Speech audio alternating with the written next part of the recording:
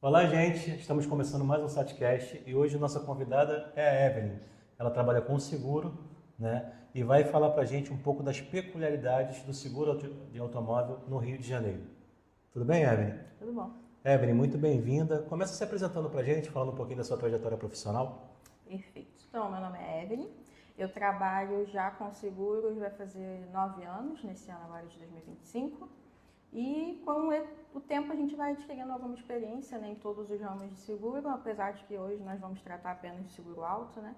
Mas a gente tem aí já alguma experiência. Maravilhoso. Já abro o convite para a gente falar de outros segmentos de seguro no Perfeito. futuro. Mas vamos começar com o que é mais característico aqui no Rio de Janeiro. Por que o seguro no Rio é tão caro?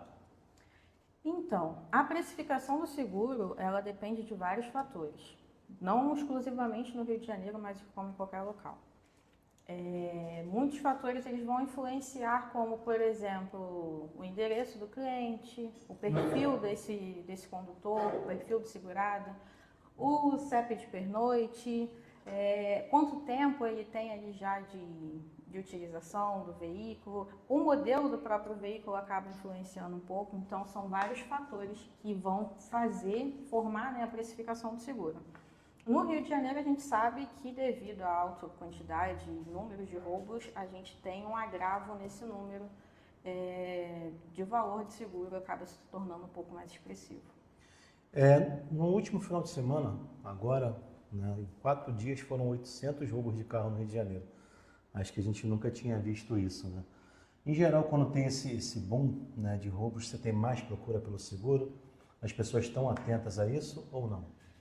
Sim, as pessoas ficam bem atentas, né? A mídia ela noticia bastante, então de fato um fator que faz aumentar a procura. E muitos clientes eles ficam na dúvida se o que está acontecendo agora já está influenciando na alta do valor do seguro dele. Em geral, as companhias de seguro elas vão analisar esses valores por cerca de 12 meses. Eles analisam um período de 12 meses para que aí sim comece a interferir no ano seguinte, né, digamos assim, no valor do seguro de fato. Então, o que está acontecendo nesse final de semana ainda não está impactando no valor do seguro de agora. Então, a gente faz um estudo, uma análise, a seguradora, na verdade, uma análise de um período de 12 meses, para aí sim começar a impactar esse valor do seguro. O que uma pessoa precisa fazer para contratar um seguro de forma segura, né? Tem uma redundância. Né? Quem que ela deve buscar? Como é que ela tem certeza de que ela está contratando é um seguro? Então, nós temos muitas seguradoras no mercado, né, já consolidadas, bem conhecidas, então a pessoa pode fazer direto uma busca através de uma seguradora específica e ela pode também, de fato, já procurar um corretor de seguros que vai ter ali uma gama maior de empresas para fazer a cotação e diversificar também a questão dos valores para ela. Entendi. E como é que ela sabe que aquilo de fato é um seguro, que aquela empresa é uma seguradora? Temos alguns pontos que a pessoa pode olhar. Primeiro, o mais básico é que tem que ter a emissão de uma apólice. Se não existe uma apólice de seguro, não é seguro. Tem muitas empresas que a gente sabe que trabalham com outros tipos de proteção para veículos, mas nenhuma delas vai ter a capacidade de emitir uma apólice. Então, se a seguradora gerou ali uma proposta de seguro, ela passou pelos trâmites todos de contratação, gerou a sua apólice, tem as condições gerais, tem o site certinho da seguradora para você pesquisar, olhar tudo. Pode pesquisar também o registro da seguradora. Então, ela tem como fazer ali um levantamento para saber se essa seguradora é boa de fato e se de fato existe também, né? Porque tem muitas empresas por aí que hoje em dia a gente precisa desconfiar de fato. Então, se não tem apólice, não é seguro. Não é seguro.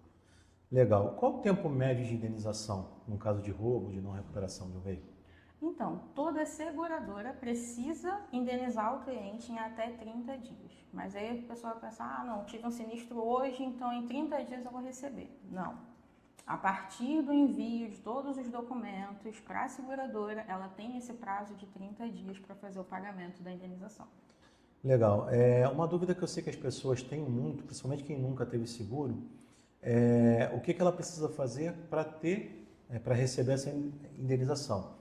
Né? Qual é a documentação que ela precisa enviar normalmente, né? E o que é indispensável para isso? E como que tem que estar o documento do veículo, né? Isso também é uma dúvida que as pessoas têm com muita frequência. Como que tem que estar o documento do veículo?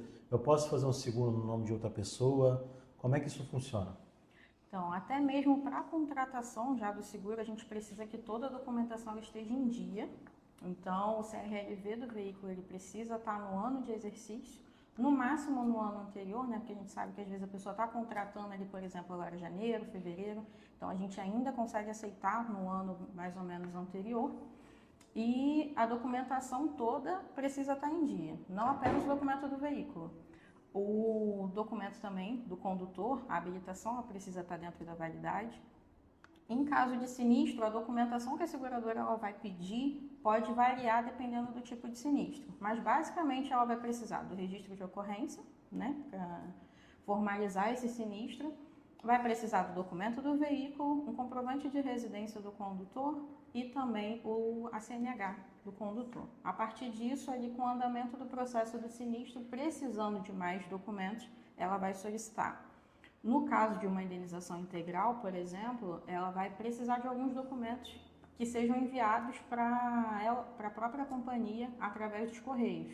Então, por exemplo, se o veículo tiver chaves reservas, vai ser enviado também. Vai ser necessário fazer a passagem, né, do documento para o nome da companhia, já que a companhia está adquirindo aquele bem e assim ressarcindo o cliente.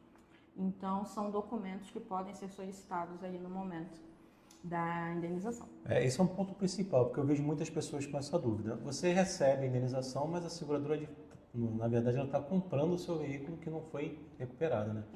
A propriedade desse veículo passa a ser da companhia. Da companhia, né? Uhum. E no caso de, por exemplo, o carro está no nome da minha esposa, mas sou eu que dirijo.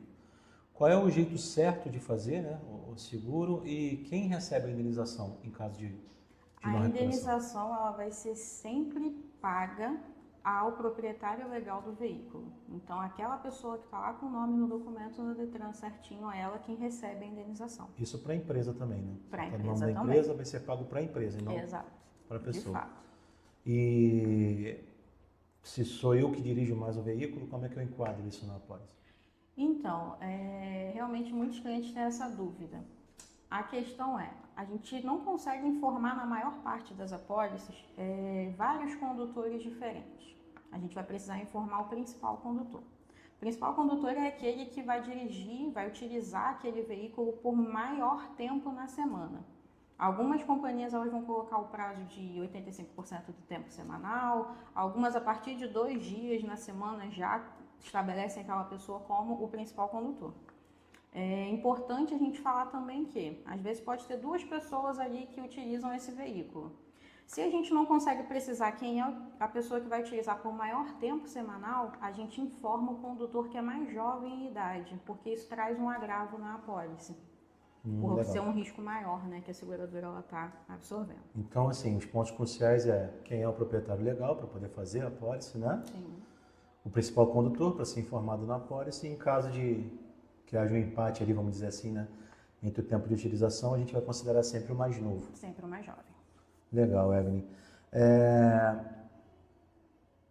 Seguro para quem trabalha com um aplicativo, né, que deve ser uma coisa que deve ter muita procura.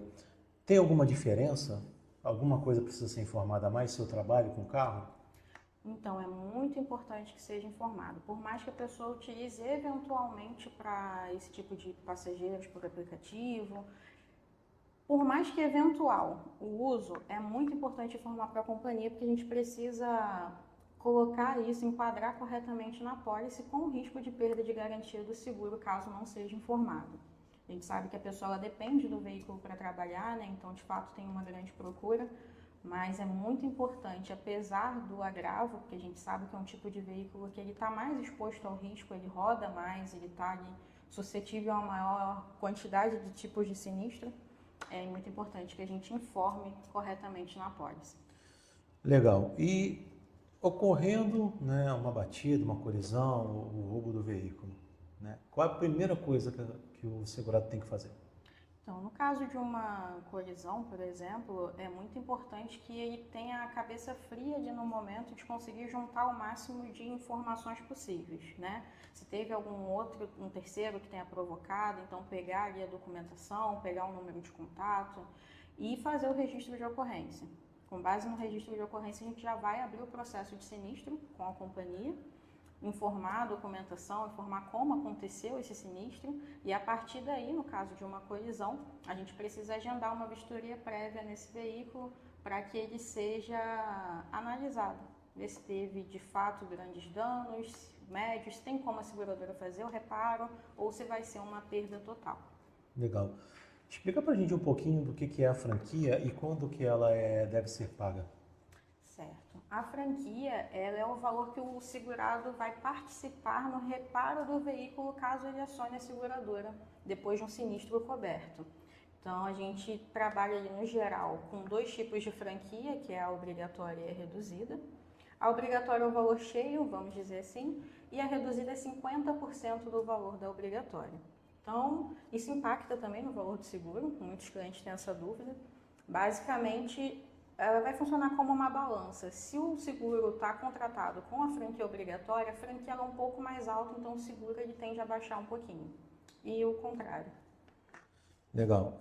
E ela ela é paga somente em caso de colisão, né? Ou tem outro? Somente em caso de colisão, sinistro coberto pela companhia em que o cliente vai reparar o veículo pela companhia. Então, se por exemplo ele teve uma colisão que não teve um dano suficiente para que ele acione ali a companhia, ele não paga nenhum tipo de franquia, isso também não vai entrar ali no histórico de apólice dele. Entendi. Basicamente, então, se, por exemplo, a franquia é 4.000 e o reparo é 2, não vale a pena acionar o seguro para fazer a franquia. Isso me acendeu aqui uma outra dúvida, se é sobre o fato de utilizar o seguro ou não, se isso vai influenciar no valor de renovação do seguro. Ou seja, se eu uso pouco o seguro ou se eu não utilizo, eu tendo a ter um seguro na renovação mais em conta ou isso não faz diferença? Faz diferença sim. Outro ponto também, diferente das seguradoras para os outros tipos de empresa que oferecem proteções, é que ela busca fazer um histórico ali do cliente ano a ano. Então, ela tem uma classe de bônus que a gente chama, que ela vai registrar cada ano que o cliente não teve um sinistro e continua com esse seguro ativo. Então, o cliente ele pode ir acumulando classes de bônus que geram um percentual de desconto na renovação da pólice dele. Então, a cada renovação ele vai crescendo esse bônus e a classe máxima ela é 10. E ele chegando nesse percentual aí, ele consegue um desconto maior sim na renovação do que, por exemplo, um cliente que está fazendo ali com um perfil semelhante, mas um seguro novo. Entendi. Então, uma pessoa que tem 10 anos de seguro e um bom histórico, se fizer o seguro, mesmo que seja para o mesmo CEP, para o mesmo veículo, com o mesmo valor, provavelmente vai ter um seguro mais barato do que uma pessoa que está fazendo pela primeira vez. Exato. Legal. Tem algum tipo de seguro, né, que deixa a gente protegido contra essas enchentes, que é uma coisa muito normal aqui no Rio de Janeiro? Então, a gente tem no momento aí no mercado o seguro compreensivo, né, que a boa parte das pessoas já estão habituadas, que é aquele que vai cobrir o total mesmo, colisão, incêndio, roubo e furto, ele tende a ser um produto mais tradicional ali relacionado a seguro. Nessas apólices, geralmente as seguradoras elas já têm ali dentro da cobertura compreensiva a parte de danos à natureza, fenômenos da natureza, cada um vai chamar ali de uma forma nas suas condições gerais. Então, de qualquer forma, tem clientes hoje em dia que estão contratando seguros com coberturas parciais, então é bom ficar de olho se existe ou não cobertura nesse caso. Então, sempre vai ter essa informação disponível nas condições gerais da companhia que o cliente está fazendo a contratação. Entendi. Então, essa informação ele verifica onde? Na apólice? Nas condições gerais da companhia. Ele recebe, quando ele fecha o seguro e recebe a sua apólice, em geral o cliente, boa parte das vezes já recebe, mas antes mesmo da contratação ele já tem acesso, é só ele entrar no site da companhia e tem lá, em todas as seguradoras, uma aba exclusiva para conter ali as condições gerais. Ele pode também ver com o corretor dele, né? Com certeza. Legal, então é uma dica importante, viu, pessoal? analisar todas as coberturas antes de definir o que é que você vai contratar. Porque muitas vezes você acaba sendo pego de surpresa porque optou por uma cobertura que você poderia ter, mas não quis, né? É verdade. Muitos clientes, às vezes, eles focam na questão do valor e acabam deixando passar certos tipos de cobertura que seriam essenciais para eles, de fato. A idade influencia muito no valor do seguro? A idade ela vai influenciar porque é um cliente que tem menos experiência e um histórico que a companhia ainda não conhece. Então, como ela está aí iniciando a busca pelo histórico dele, ainda não tem muitas informações, isso tende a agravar um pouquinho, e também pelas estatísticas de sinistro, né, que são maiores. Uma dúvida que eu acredito que muitas pessoas têm é o seguinte: tem como escolher um modelo de carro que tem um seguro mais barato? Existe algum local onde eu possa verificar isso? Existem, por exemplo, características de carro que deixam ele mais em conta? Como é que isso funciona? Então, como a gente falou no início, a precificação do seguro ela depende de muitos fatores. O modelo do veículo é um deles, né? Mas, por exemplo, tem clientes que eles estão comprando um veículo de um outro cliente nosso e falam, nossa, mas o outro pagava muito mais barato. Então, porque são perfis diferentes, a gente não consegue igualar de todo mundo numa mesma tabela. Quanto ao veículo, a gente sabe que por vezes tem saído listas atualizadas aí de veículos que tendem a ter números de roubo maiores ou menores. É muito importante ficar atento na procedência de cada uma dessas listas, primeiramente. E sobre os valores. A gente sabe que os SUVs têm sido bem visados, né? Então tende a ter um maior valor no seguro também. Mas como que a gente vai ter de fato essa informação? Apenas fazendo a cotação. Então, dentro da cotação do seguro, a gente já consegue ali passar uma base dos valores para o cliente. O cliente ele pode tipo assim, eu estou em dúvida aqui entre 3 modelos. Ele consegue junto ao corretor dele verificar qual seria mais ou menos o valor desses seguros? Com certeza. A gente consegue ali fazer o cálculo com esses modelos e enviar para que ele tenha uma análise mais completa. O que ele precisa para fazer essa cotação? Os dados do carro especificamente ou só o modelo? Então, se for um veículo 0 km, a gente já consegue com o modelo e o ano de modelo e fabricação sem problemas.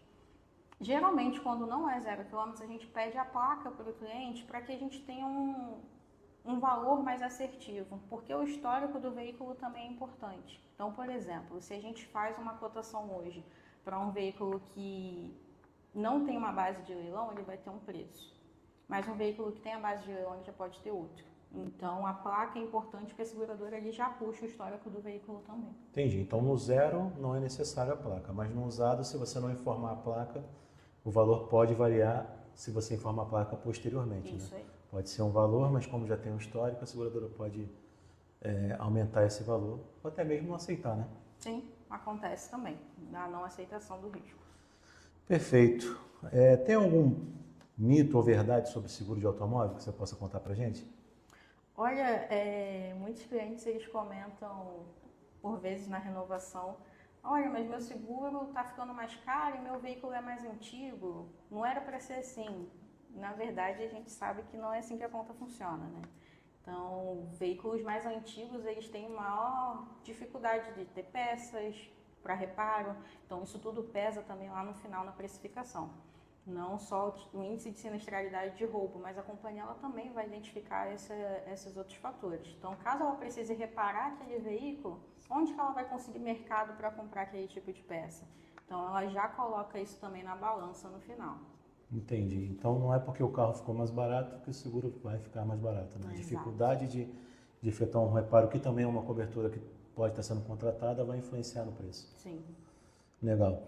Para a gente fechar, a gente pode dizer então que o que é necessário para saber o preço de um seguro é o perfil da pessoa, o perfil do veículo e o local onde ela mora. É isso ou tem mais alguma outra coisa?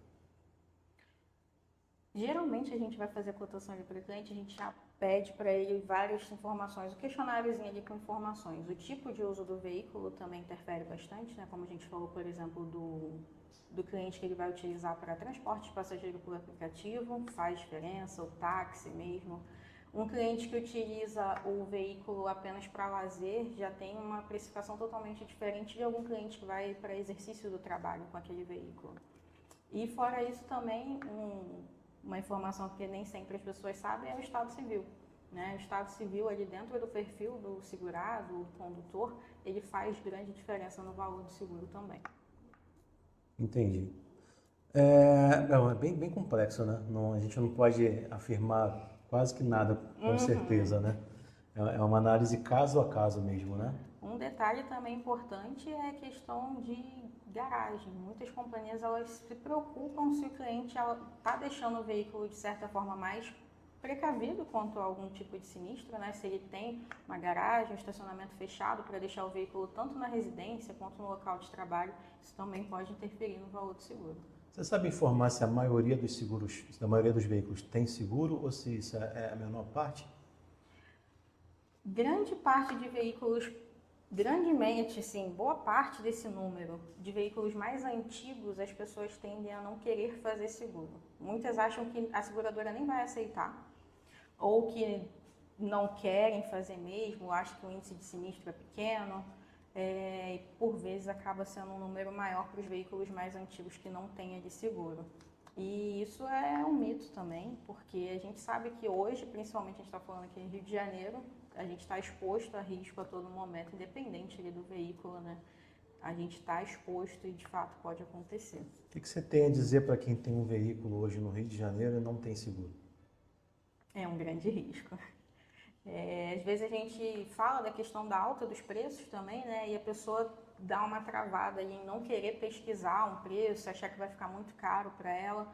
Mas eu indico que procure um corretor mesmo, faça uma cotação, porque pode ser que o para você fique com um bom valor. E é claro que você manter o seu bem seguro, que vale muito mais do que ali um valor que a gente está pagando na apólice, é muito importante para a manutenção dele mesmo. Para finalizar, uma coisa que eu acho que vai ser uma dica de ouro para muitas pessoas. O seguro ele não cobre só o dano ao seu veículo. Você pode ter a cobertura do dano ao veículo do terceiro, né? E há um tempo atrás você via que essas coberturas eram bem baixas, assim, 15 mil, 30 mil reais de cobertura. E hoje eu reparo que os seguros estão lá para 100 mil, 150 mil, 200 mil reais para você cobrir o dano no veículo que você faça de outra pessoa. Por que você acha a que você atribui o aumento desses valores e qual é a importância de você ter uma cobertura para terceiros? Olha, a gente vê hoje em dia que o aumento no valor dos veículos ele é considerável. Então, hoje veículos que são considerados mais básicos ou populares, eles alcançam a faixa de 60 mil ou mais com facilidade. Então, os danos a terceiros também, que podem vir na apólice como o RCF, né, que é o risco civil facultativo, ele tem sim a premissa de cobrir o veículo de um terceiro no caso de sinistro, mas não apenas o veículo. Então, se a pessoa colidiu, bateu no muro, tem vários tipos de cobertura ali dentro do dano a terceiro. E o valor do veículo, como está muito mais alto hoje em dia, a gente precisa de fato deixar o cliente mais tranquilo, colocando uma cobertura que vá atender a necessidade dele no caso de precisar mesmo cobrir ali um veículo de um terceiro.